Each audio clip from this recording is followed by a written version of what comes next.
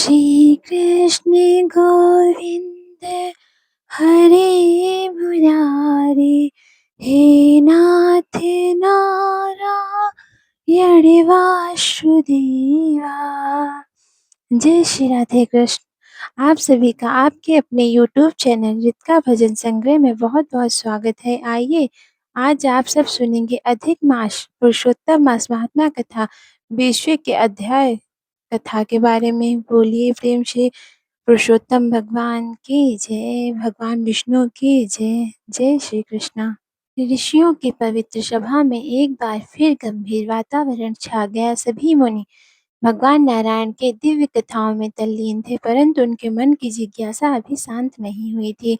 तभी सूत जी बोले, हे विप्रो, जब नारद मुनि ने भगवान नारायण के मुख से राजा रणधनवा के पूर्व जन्म का अद्भुत वृत्तांत सुना, तब भी उनके हृदय को पूर्ण तृप्ति नहीं मिली। वे और अधिक जानने की इच्छा से पुनः प्रश्न करने लगे। नारद जी विनम्र होकर बोले, हे प्रभु, उस समय राजा रणधनवा ने महर्षि वाल्मीकि से क्या कहा? कृपा करके विस्तार से बताइए। भगवान नारायण मुस्कुराए और बोले, हे नारद, अब तुम ध्यान पूर्वक सुनो। जब राजा रणधनवा ने अपने पूर्व जन्म का रहस्य जाना, तब उनके हृदय में वैराग्य और जिज्ञासा का उदय हुआ। हे महर्षि वाल्मीकि के चरणों में प्रणाम कर विनीत भाव से बोले, हे मुनिश्रेष्ठ, मुझे बताइए कि मोक्ष की इच्छा रखने वाले मनुष्य को पुरुषोत्तम मास का व्रत किस प्रकार करना चाहिए? कौन सा दान देना चाहिए और इसकी विधि क्या है? हे प्रभु, यह ज्ञान केवल मेरे लिए ही नहीं बल्कि संसार लोगों के कल्याण के लिए आवश्यक है।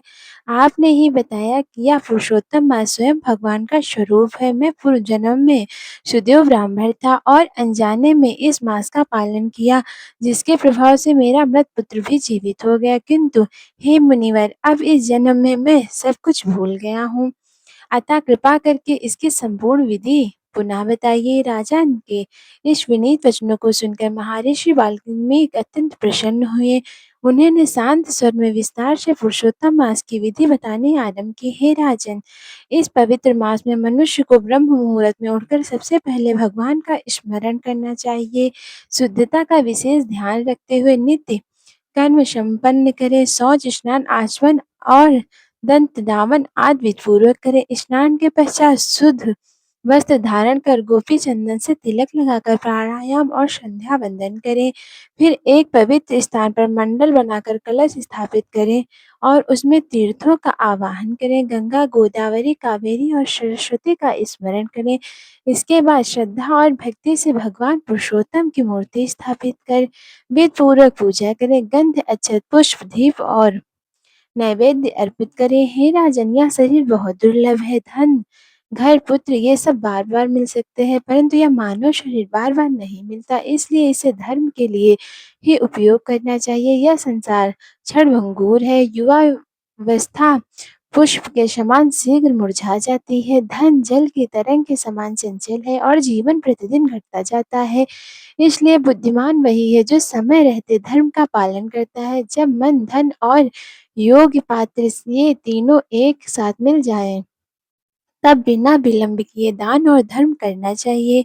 हे नृपश्रेष्ठ, इस पुरुषोत्तम मास का महत्व इतना महान है कि थोड़े से साधन से भी मनुष्य महान पुण्य प्राप्त कर सकता है। केवल स्नान, दान और भगवान विष्णु का स्मरण भी मनुष्य को बड़े बड़े संकटों से बचा लेता है। जैसे गंगा सभी नदियों में श्रेष्ठ है, वैसे ही सभी महीनों में पुरुषोत्तम मास सर्वोत्तम है। यह स्वयं भगवान का स्वरूप है, अतः श्रद्धा और भक्ति से इसकी पूजा करनी चाहिए। भगवान नारायण आगे बोले, हे नारद, इस प्रकार महर्षि वाल्मीकि ने राजा रणधनवा को पुरुषोत्तम मास की संपूर्ण विधि और उसका गुण रहस्य समझाया। जो मनुष्य इस संसार रूपी भयंकर सागर से पार होना चाहता है, इसे इस पवित्र मास में भगवान पुरुषोत्तम की भक्ति अवश्य करनी चाहिए। सूत जी ने कथा समाप्त करते हुए कहा, हे मुनियों, इस प्रकार यह पवित्र अध्याय समाप्त होता है। जो श्रद्धा से इसे सुनता या पढ़ता है, वह पापों से मुक्त होकर भगवान के परम धाम को प्राप्त होता है। बोलो कृष्ण भगवान की जय, बोलो पुरुषोत्तम भगवान की जय। जय श्री कृष्ण। राधे राधे।